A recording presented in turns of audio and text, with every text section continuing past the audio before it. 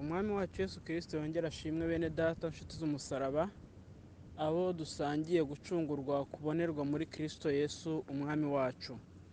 Uyu munsi turasoza ya nyigisho yacu ivuga ngo kwezwa, icyangombwa gihesha umuntu gusabana n'Imana no kuzabana nayo. Tugeze ku munsi wayo wa kane, kandi ndahamya nashidikanya yuko Imana yagiye ibana natwe kandi hari ibyo twagiye twunguka. Dukomereje kuri rya jambo rivuga ngo mugire umwete wo kubana n'abantu bose amahoro n'uwo kwezwa, kuko utejejwe atazareba umwami Imana. Twabonye kandi dukomeje kubona ko mu kwezwa ariho honyine tugira imbaraga zo gusa n'Imana. Mu kwezwa niho honyine dukura ubushobozi bwo kuzabana n'Imana ndetse no gusabana nayo kuri uno munsi, kuko Imana ibana n'abera kandi izabana n'abera. Dawidi muri Zaburi imwe ari kwirata ibigwi cyangwa se ari kuvuga iby'ubuhamya bwe, yabwiye Imana ati abera bo mu isi nizo mfura nishimira zonyine. Nubwo akenshi tujya tubishyira ku Mana, kandi ni nabyo kuko hari igihe Dawidi yavugaga ariko ayobowe n'umwuka wera. Birashoboka rero yuko ari we wivugaga akabwira Imana ati urabizi yuko nkunda abera, abera bo mu isi nibo mfura nishimira bonyine.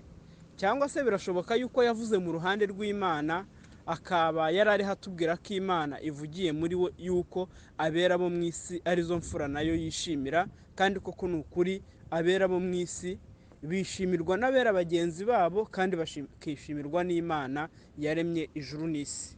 Imana ishimwe rero. Uyu munsi rero turi gusoza, tugiye kuvuga ku kintu kivuga ngo mbese kuki tuvuga kwezwa iyo tugiye kwatura. Kandi koko nibyo, usanga iyo Imana ivuze ngo mwezwe, abantu batinda cyane ku kwatura. Ni byiza ko abantu batura, kuko twabonye yuko bumwe mu busobanuro bwo kwezwa harimo no guhanagurwa. Umuntu akihana akatura ibyaha yakoze, ariko kandi akabireka. Kuko kwihana no kwatura ni amagambo abiri atandukanye. Umuntu ashobora kwatura ariko ntiyihane.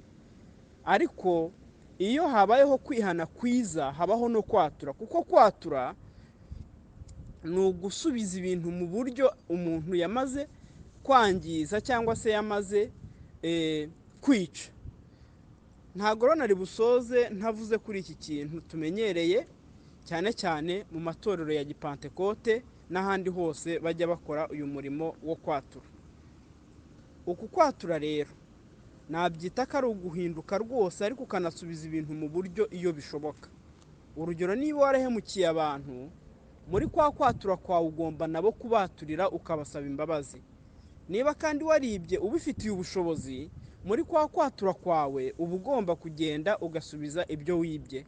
Ndabyibuka kera tukiga segonderi, abantu bajyaga bakizwa. Noneho kimwe mu bintu byakwerekaga yuko abantu bakijijwe, yaraguhamagaraga yenda urugero wari usanzwe ukijijwe, akakubwira ati ngwino tujyane muri resitora aha ngaha. Mukagenda mwagerayo ukabona atanze nk'inote yenda y'1,000 cyangwa se igiceri cya 50 cyangwa se 100, akabwira nyiri butike ati nigeze kuza hano kurya ubugari ngenda ntishyuye, narinje kubishyura. Urumva ko uyu muntu imbuto y'agakiza cyangwa se agakiza kabaga gatangiye gukora umurimo muri we, nk'uko byagendekeye na Zakayo ubwo yihanaga.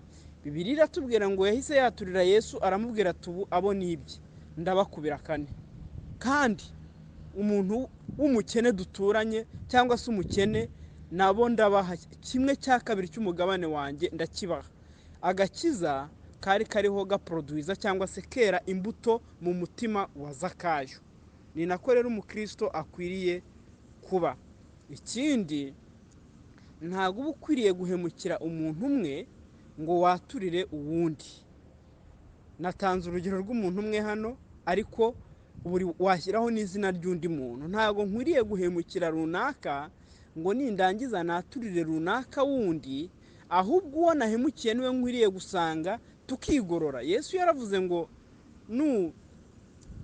nujya gutura ituro ryawe ukibuka yuko ufitanye ikibazo n'umuntu, ujye ubanza usubire inyuma ugende wigorore nawe, noneho nimumara kwigorora uze utange ituro ryawe. Akomerezaho kutugira inama, kandi inama y'umwami bari itegeko, aravuga ngo ujye wikiranura n'ukurega ataragushyira umucamanza. aha rero nagira ngo mbabwire ngo umukristo ibyo nabyo akwiriye kubimenya, ukamenya yuko muri kwa kwatura, cyangwa se iyo tuvuze kwatura n'iyo ntuza n'icyo gikorwa kizamo. Ikindi umukristo iyo yakoze icyaha ubundi akwiriye kumenya yuko akwiriye kwaturira Imana nyirizina, ukayibwira ngo ni wowe nahemukiye. Ubwo Dawidi yakoraga icyaha akabwirwa yuko yakoze icyaha, yabanje kwaturira Imana kuko yahise amenya yuko ubusabane bwe nayo bwagize ikibazo. Muri Zaburi ya 51 tubona isengesho yasenze ari kuyibwira ati ni wowe ubwawe nahemukiye, none ndakwinginze ntunkureho umwuka wawe. Yari yarabonye uburyo Sawuli yabayeho adafite umwuka w'Imana, hari bimutera ubwoba, agiye gusenga abwira Imana ati ntunkureho umwuka wawe. Umukristo rero akimenya ko yakoze icyaha, yaturira Imana mu mutima we, akanayisaba imbaraga zo guhinduka, abifashijwemo n'ijambo ndetse n'abafatanyabikorwa baryo twabonye ari bo umwuka ndetse n'amaraso. Aha niho hakemukira ikibazo cyo kwibaza, abantu benshi bajya bibaza ngo mbese impanda ivuze ntarabona aho kwaturira najya mu ijuru? Aha ngaha ndasubiza ngo yego kandi oya. Yego niba ubayeho ubuzima bwo kunesha, kuko unesha niwe uzaragwa byose. Uyu rero ni nawe umenya ko yanduye agahita abwira Imana umubabaro we, kuko Imana ntiba ahari, kuko nubwo abantu baba badahari, cyangwa se Imana ntabwo iba ahantu hari abantu benshi gusa, iba muri wowe, urayibwira aho uri, noneho wagera no mu itorero ukaturira abera bagenzi bawe kubw'impamvu ndi bubabwire. Ariko nkiraha reka mbitsindagire mvuge ngo umukristo agendana n'umwuka w'Imana muri we. Ukimenya ko wakoze icyaha, aturira Imana uyibwire ngo Mana mbabarira. Aha ngaha rero ni nabyo byaguhesha uburenganzira, kuko waba uzi neza yuko utabayeho n'ubundi ubuzima bw'ibyaha cyangwa se bumenyereye ibyaha. Impanda ivuze nubwo waba utaragera muri bene data ngo baturire, nta mpamvu yatuma utajya kubana n'Imana. Wamaze kugezaho ikibazo cyawe, kandi Imana ni umubyeyi. Niba rero ubayeho ubuzima bw'ibyaha wishingikiriza yuko uzatura, abantu nk'abo nabo babaho, hagakora ibyaha avuga ati nzabyatura ku wa gatanu dufite amasengesho, ku cyumweru dufite amasengesho. Ibi rero biba byerekana yuko kuri wowe kwezwa ari ukwatura, kandi mu gihe twabonye yuko kwezwa harimo no guhinduka, umuntu akitandukanya n'ibidatunganye byamwanduzaga. Umwe yarambajije ati ariko ubundi y'Imana ivuze ngo abantu bezwe ibivuze iki? Ni ikibazo, ni ikintu nakunze kugenda ngarukaho, reka n'ubu nkivuge. Ibivuze ngo ni mwitandukanye n'ibidatunganye biri muri mwe kubwo kubyihana, n'ibyo hanze kubwo kwitandukanya. Muri ibyo byo hanze twatanze urugero hano rwa filime zipfuye, amagambo apfuye, n'ibindi byose umuntu ashobora guhurira nabyo hanze bitewe n'abo baganira, cyangwa se bitewe n'abo babana. Nshuti zanjye, kubana n'Imana ni ubuzima, si imihango runaka, kuko tudahuzwa nayo n'imihango, ahubwo duhuzwa nayo na Kristo waduhaye itorero kugira ngo imihango turikoreramo itwigisha uko umutima w'umuntu ukwiriye kuba ubaniye Imana. Burya niba tujya mu rusengero bakavuga ngo tugiye guhimbaza Imana, bivuze ngo guhimbaza Imana byakagombye kuba ari ubuzima bw'umukristo. Niba tugiye mu rusengero bakavuga ngo tugiye kumva ijambo ry'Imana, umukristo yagakwiriye kuba atunze ijambo ry'Imana muri we. Niko Pawulo yaduhuguye aratubwira ngo ijambo rya Kristo ribe muri mwebwe rigwiriye. Niba hajya habaho umwanya wo gusenga, buriya ni ishusho y'ubuzima bw'umukristo baba bari kwerekana mu gihe cy'amateraniro.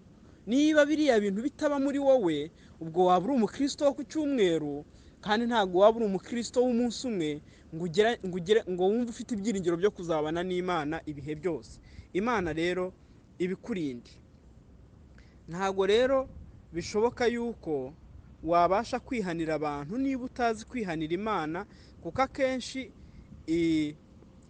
iyo umuntu yihana gutyo aba abikoreshwa n'amaso kuruta uko abikoreshwa n'ubuzima abayemo. Ibi rero ni ubupagani budakwiriye. Reka noneho ngaruke ku kintu cyo kwihana cyangwa se cyo kwihanira bagenzi bacu. Muribuka yuko Yesu yatubwiye ko nujya gutanga ituro ryawe ukibuka ko ufite icyo upfa na mwene so, uba ukwiriye kurisiga ukabanza ukiyuzuza nawe, ukabona gusubira gutanga ituro ryawe.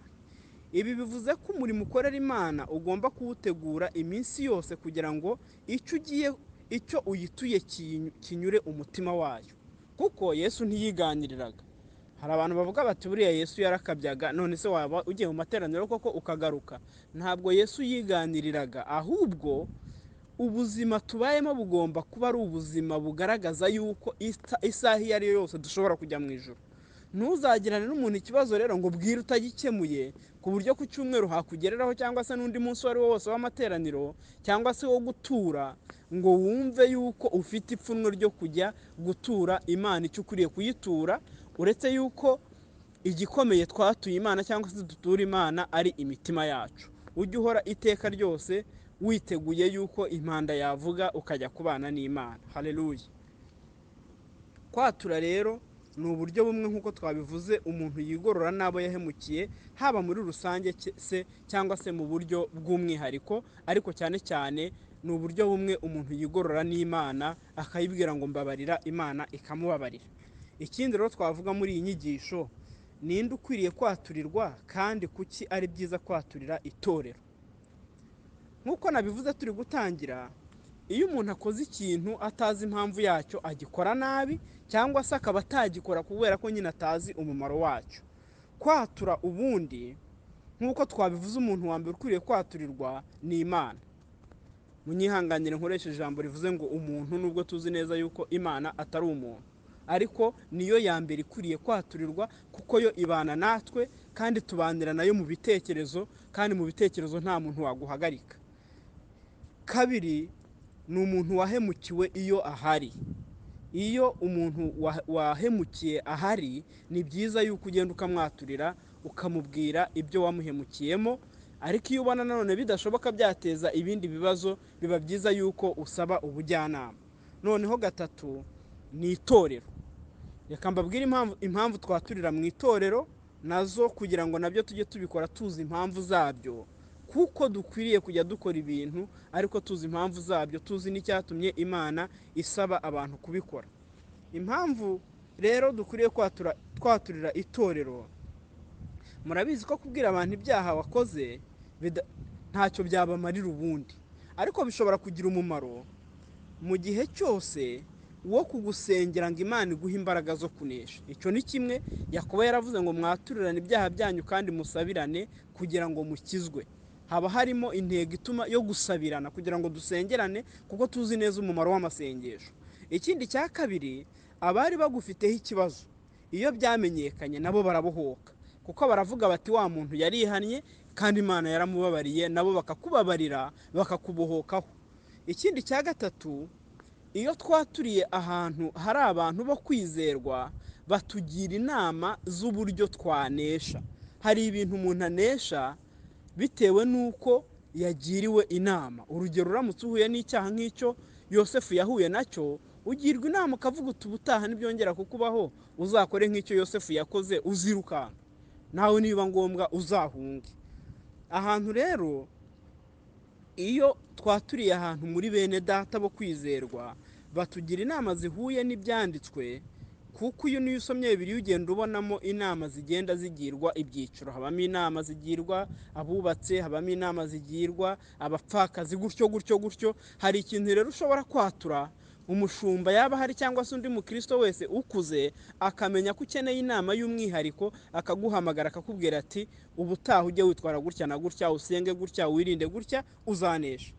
Ikindi rero nagira ngo mbabwire, iyo abera bari maso cyangwa se iyo itorero riri maso cyangwa se iyo abanyamasengesho bari maso, babasha kumenya aho umwanzi yateye aturuka, bityo abashumba bakaba bategura impuguro zikwiranye n'urugamba ruriho. Kuko niba mugiye mu materaniro abantu 10 bakihana kwiba, icyo gihe birumvikana yuko abantu bakeneye kwigishwa umurimo, kuko impamvu nyamukuru bibye bishobora kuba biri guterwa n'ubukene, bakaba babuze imbaraga zibashoboza kubwihanganira. Niba abantu bihannye ubusambanyi, urumva yuko haba hakwiriye gutegurwa impuguro ku kintu kijyanye no kwirinda, hakabaho n'amasengesho yo gusenga abantu birukana uwo mudayimoni w'ubusambanyi, kuko biba bigaragara nyine yuko yateye. Iyo rero itorero riri maso, habaho no guhashya umwanzi akiri kure, cyangwa se hakabaho no kumuhashya yabagezemo, kuko ntabwo twavuga ngo uwo yatugezemo reka twiyicarire nta kundi, oya, ahubwo turamurwanya. Bibiliya ikavuga ngo nitumurwanya azaduhunga. ubwo rero Yesu yabisabye itorero anyuze mu byanditswe, mureke tujye tubikora ariko tutabikoreshwa n'imihango, ahubwo tugire ubusabane n'Imana buhoraho. Nitwumva dutandukanijwe nayo, tujye dutaka nka Yesu wagize ati, data ni iki kikundekesheje? Wibigira ibanga, wibyihererana, wipfira muri Nyagasani gutyo ngo uceceke, ahubwo mutabaza umubwire uti ni iki kikundekesheje. Reka rero nsoze nifatanya na Pawulo mu rwandiko rwa kabiri yandikiye Abakorinto ku gice cya 7 ku murongo wa 1, yaravuze ngo nuko bakundwa, ubwo dufite ibyo byasezeranijwe, twiyezeho imyanda yose y'umubiri n'umutima, tugende twiyejesha rwose kubaha Imana. Nitwubaha Imana tugashyira mu bikorwa ibyo twaganiriye muri kino cyumweru mu ijambo ryayo, tugashyira mu bikorwa n'ibindi tutaganiriye ariko Imana yavuze, bizatubera imbaraga zituma tubaho ubuzima bwo kwezwa. Gushyira mu bikorwa ibyo Imana ishaka niko kwezwa kwacu. Ujye urinda kwera ufite muri wowe, kuko nk'uko twabibonye kwezwa si uguhanagurwa gusa, ahubwo no kurinda kwera kw'Imana kuri muri wowe, kubwo kwitandukanya n'ibyanduye no kugwiza ijambo rihindura imitekerereze ipfuye muri wowe, nabyo biguhesha kwezwa. Mugire umwete wo kwezwa n'uwo kubana n'abantu bose amahoro, kuko utejejwe atazabona umwami Imana. Shalom.